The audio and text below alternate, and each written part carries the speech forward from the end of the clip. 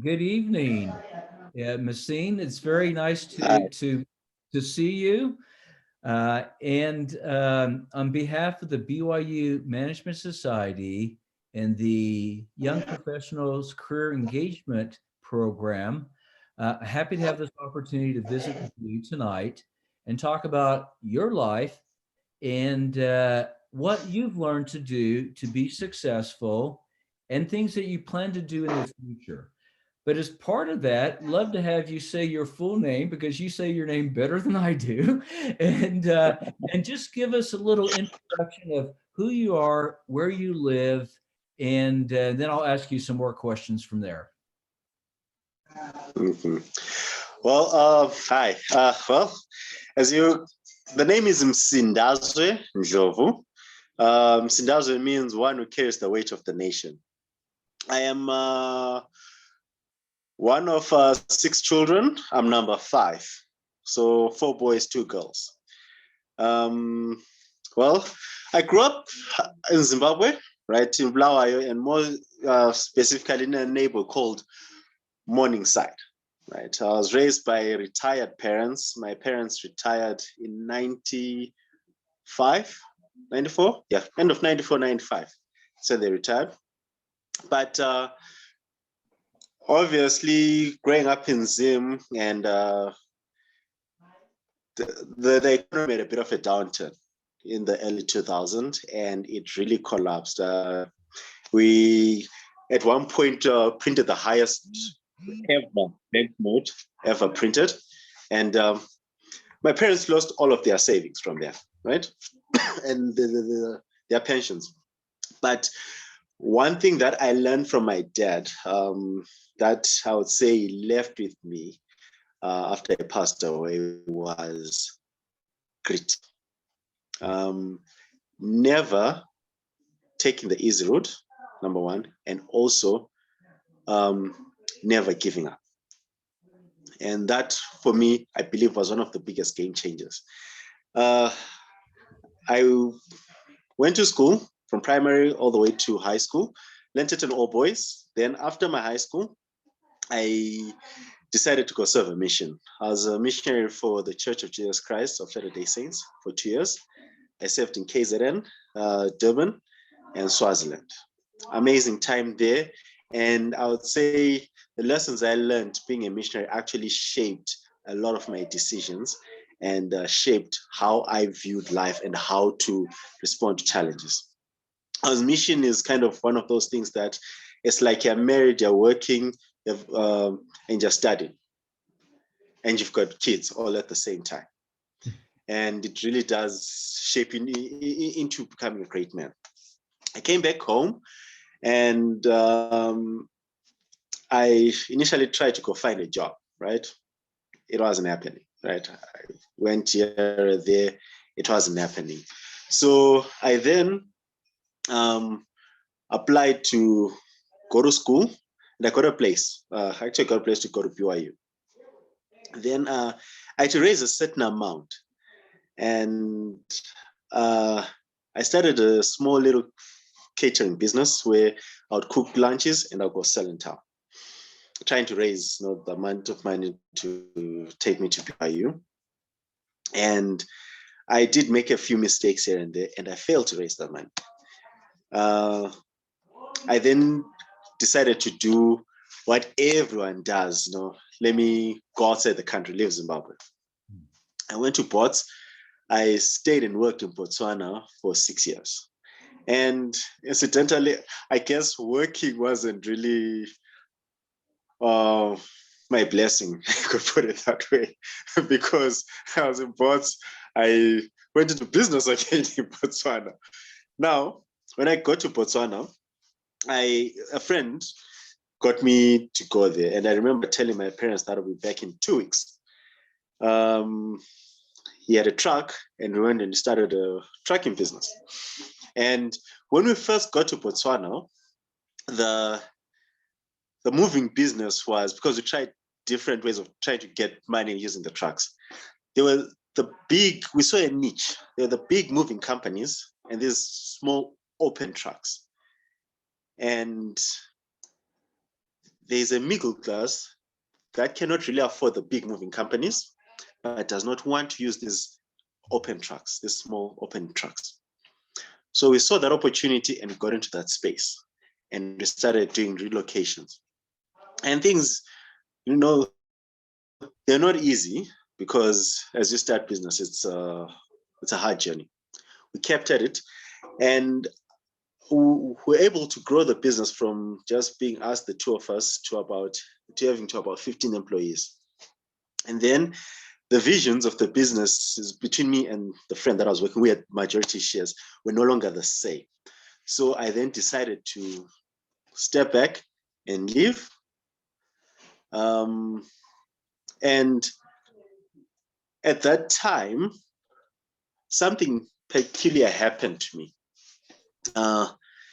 I dreamt a dream, right? I was always say, as Leah says, I dreamt a dream. I dreamt formulas of using waste to make building materials, and they were so detailed that I even got dimensions of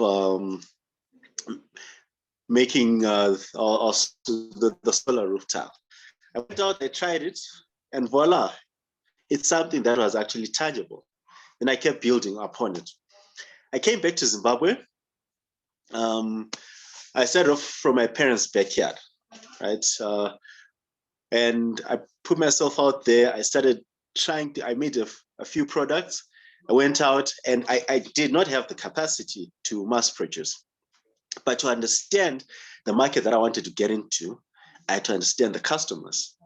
So I then relooked at what I was doing, and I went into construction. I did a few construction jobs, deconstruction, and I got to understand the desires of the customer.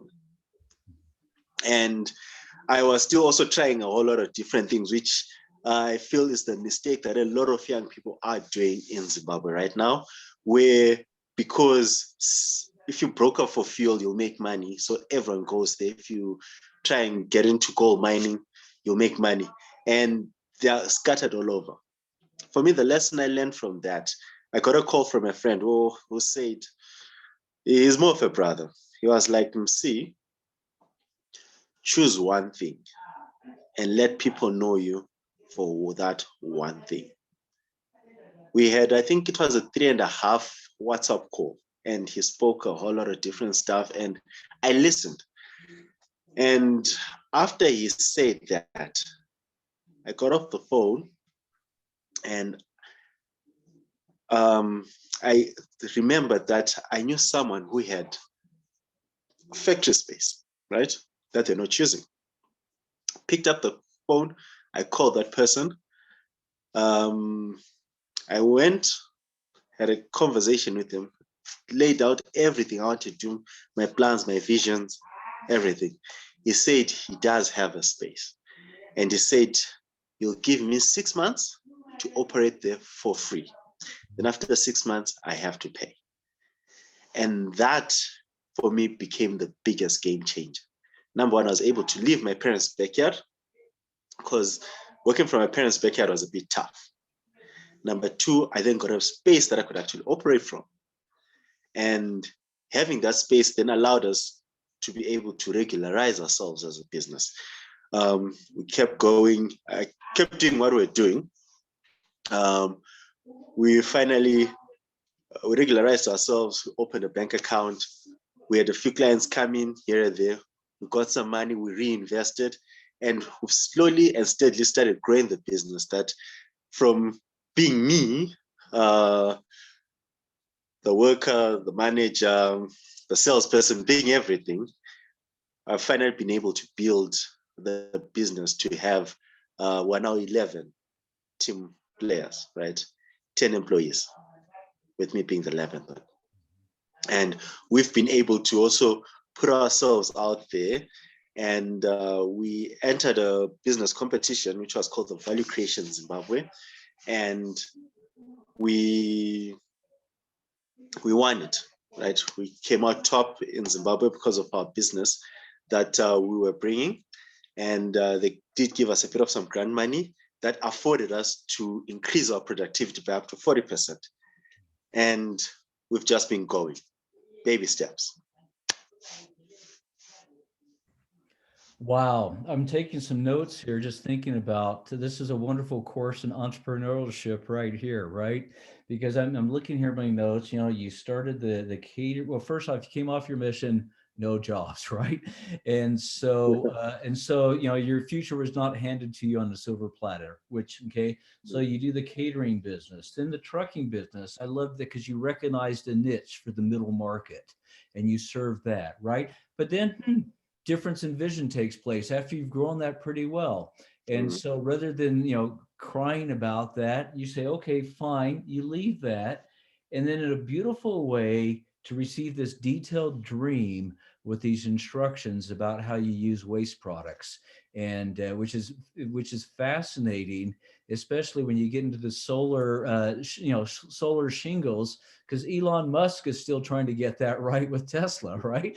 And and so and then to have, from a mentoring side where you have your friend who gives you like a close friend, right? Because you said like a brother, who speaks to you 3+ hours, but you listen, an important part, and then you focus on your priorities, the one thing, right? And that's really important that you focus on that.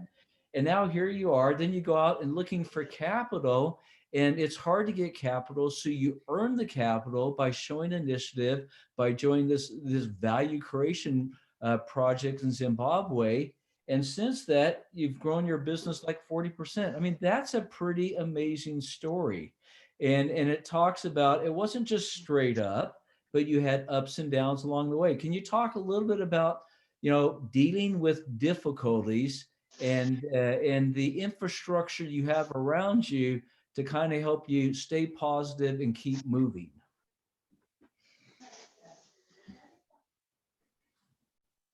Okay. When you talk of difficulties and challenges, one of my biggest supporters, right, in my process was my dad, right? He was a quiet man, right? Maybe sometimes I feel I didn't talk enough with him, but I did. I'm actually grateful that I actually did come to Zim because I spent the year 2020, it was lockdown, with him. Like literally, we spent a lot of time together. He passed away in January 2021 on the 21st. And COVID took him, and I was there when I lost my dad. No, obviously, no, I mourned and stuff. I got back, kept going. And at that time, things suddenly went tough. And the one person I could go to, and in as much as maybe he might not have the solutions, but there was something you would always say that gave me light and hope. And I'd lost that. And I'm holding on, I'm pushing. And in as much as I've got a place, right, the factory place, I'm going, but things were just stagnant. Nothing was changing. It even got so bad to one point where I think I hit my lowest. I suffered from depression because even the girl I was dating at the time was like, no, I think I'm below my standard. She broke up with me. So you're being hit from all fronts, business side, relationship side. It was just bad. I even got to a point where I even lost hope, right? And that was the one time when I hit my rock bottom. And I remember the day so vividly that it was a Thursday. Things were just not it. I got out of the house like at 9, 10 in the evening. I tried to go for a walk. I came back. And the one thing that I could point out to was the loss of my dad. And that everything around was just it. And I'll say it was depression per se. I felt like I could not live any longer, right? I lost the drive, I lost the zeal, which I think maybe every entrepreneur, anyone who's trying to do something worthwhile, you do face, where you feel alone. And I felt like that at that time. I sent a message to a friend. I'm like, this is just painful. I don't even know what to do. And that was it. He called and I was just crying. No, I was just crying. Skipped a day, then the Saturday, it got even worse. Sad to say, I literally felt like taking my own life at that time. This I was saying, I had hit rock bottom. I remember I took a pen and a paper and a rope. And I was like, okay, see, maybe I'm losing it. You're going crazy. I decided to walk. There's a mental institution not too far from here. It's about a 40-minute walk. I walked there and I said, I'm like, I'll walk there, ask some questions, maybe relate to them what I'm going through. And if I can't find help, it's a sign. I left then, got there, and they told me to come back on Tuesday. You're no psychologists. No. bad medical infrastructure in the country. So I'm like, okay, this is a sign. I started working back because I left everything at home. And funny to say, I met these guys I knew who were members of the church, but they're less active, right? And reason being, they had a problem with the word of wisdom. And sometimes we always were like, well, what can a drunk tell you? And they're like, see, hi, how are you? I'm like, hey, hi, guys, how are you? Come here, talk to us. And they started talking to me. One then mentions is like, I found my wife cheating. She took my house. I lost everything. And I literally felt like committing suicide. But I found hope in life. And then I'm like, thank you for saying that. Today, I actually wanted to commit suicide because I lost all zeal to live. I felt like everything I was doing, nothing was working. I felt like maybe I made the worst decision in starting this business and coming back home. And obviously, they're like, no, you shouldn't feel that way. See, you are not leaving us. They're with me. And that was time enough that allowed that my friend, who I had called a few days before, got a psychiatric nurse who got hold of me. And she started counseling me and talking to me at that time. And 3 months later, a month later, I received an email, right, for the Value Creation Challenge, something I had applied to, I think 5 months before. And that was the little spark I needed to ignite for me to grow. And words that also came to me at that time, one thing my dad always used to say, which I had forgotten, was no matter how hard the challenge is, stick to it for at least 9 to 21 days and solutions will come. And that was the solution I needed. That competition invigorated my hope, my drive, and I kept pushing. And this is where I've got to today. Wow, Msindazwe, that's incredible, because one of the things we love to have come out in these interviews is that life is not just on a vertical slope that's going straight up, right? And so to have you reach that low point, but yet to fall back as if by like Enos in the Book of Mormon, to remember the words of your father, and then to continue to work hard, and faith precedes the miracle, right? Because you keep trying, and then you receive the harvest when the email comes for the value creation opportunity, and then you chose to react to that in a positive way and rekindle your spirits.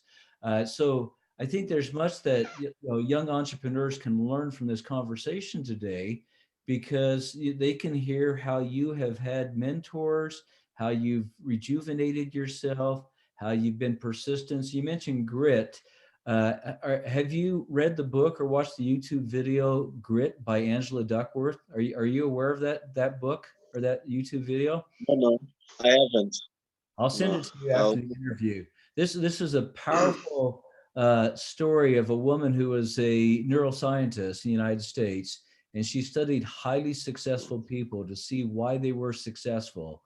And she narrowed it down to two characteristics. One was, and she calls the book Grit, and one is passion and one is persistence. And it sounds like you have both of those, right? And as a result, you are where you are today. And you're still writing your chapter, right? You're still writing your book, and each chapter can get better and better. And sometimes you'll have a tough chapter, but that's what makes for great movies, right? And so that's how we go forward. So in kind of the closing minutes here, I guess we would ask you, for those who are watching this interview, what would you say to young people who want to start today and they want to be an entrepreneur? What are a couple tips for success that you would say to them, I guess, that to kind of help them start to move in the right direction? Okay. So for me, the first thing, if you want to get into becoming an entrepreneur, I guess what you need to answer first is your why. And before you answer that question, I'm in circles, I'm a member of the Church of Jesus Christ of Latter-day Saints, and I'm a religious person, right? And I've learned how to listen to the Spirit.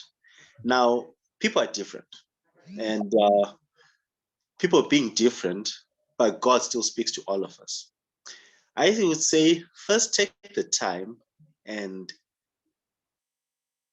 talk to your Savior and listen to what the Spirit will tell you.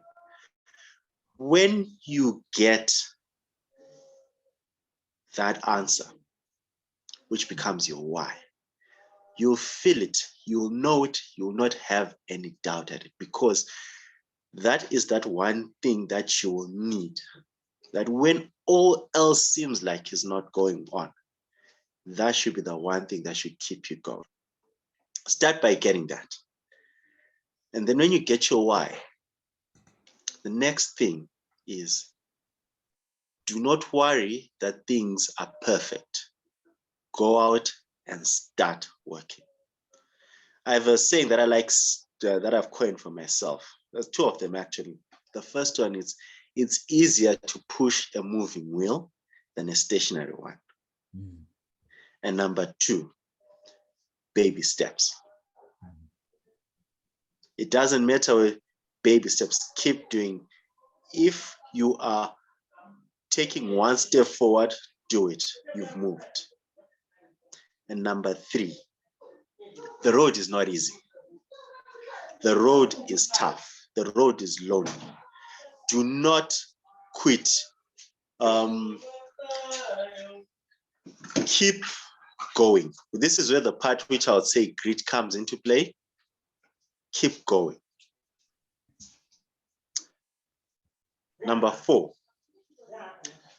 a lot of people always fear that if they are to express what they are doing to other people, share their ideas with other people, they are going to have a problem of people stealing the ideas.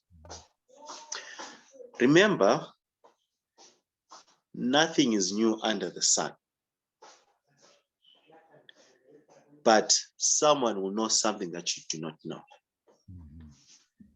Listen with understanding. Take what you can learn from that, apply it, and you'll see where you'll go. I think that's what I would give to anyone who wants to be an entrepreneur. That is beautiful. And I love the soundness of the steps that you talked about, because you combine both the spiritual and the temporal as you approach that, and the lessons of life. And I think people will truly benefit by watching this today. And not just for those living in Zimbabwe, but there's many countries in Africa that have similar situations, right? Where there's where entrepreneurial opportunities as an entrepreneur is a wonderful way to begin. And I think that's absolutely beautiful. And by the way, when you're speaking there, Mohammed Yunus, who won the Nobel Peace Prize from Bangladesh in micro lending back in early 2000, he has a book out there on social business, but he talks about taking baby steps, right? So one of your philosophies is the same as a Nobel laureate, right? So keep working, and maybe your day is coming in that area. But no, it's absolutely amazing. And so just take one last moment as we finish to tell people what your business is today. What are you doing in your business today? What is the product that you are offering? Okay. So I have a business called the Noble Savage. I know it's funny, how can a savage be noble? But we normally say, how can waste be a resource?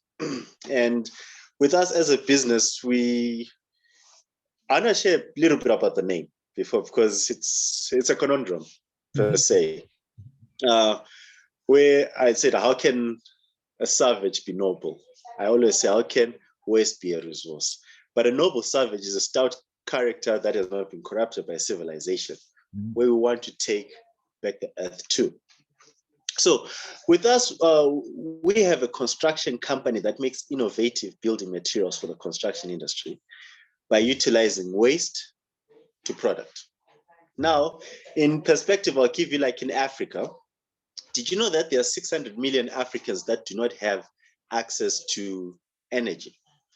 And the whole continent produces less energy than the country of Spain. We've got in Zimbabwe alone, we've got a housing shortage of almost 2.3 million. And we are producing in excess waste of over 1.8 million tons annually of waste.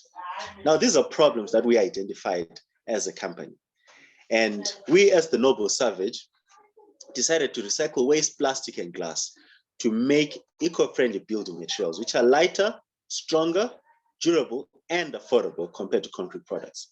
So we make roof tiles, we make pavers, we make kitchen countertops, but we didn't stop there. We took it a step further, and we've prototyped a solar roof tile plus a battery pack, so as to answer the problems I had mentioned earlier that are affecting Africa, which is access to affordable clean energy, affordable housing, and durability. We make products for the environmentally conscious individual who seeks for something aesthetically beautiful. Because if you notice in the market, most of the things that are made from recycled materials are not really nice. They are kind of, for lack of a better term, they are hippie per se. Now, with that, we wanted to make a product that's aesthetically beautiful, right? But also durable and strong. So that's what we do basically in a nutshell.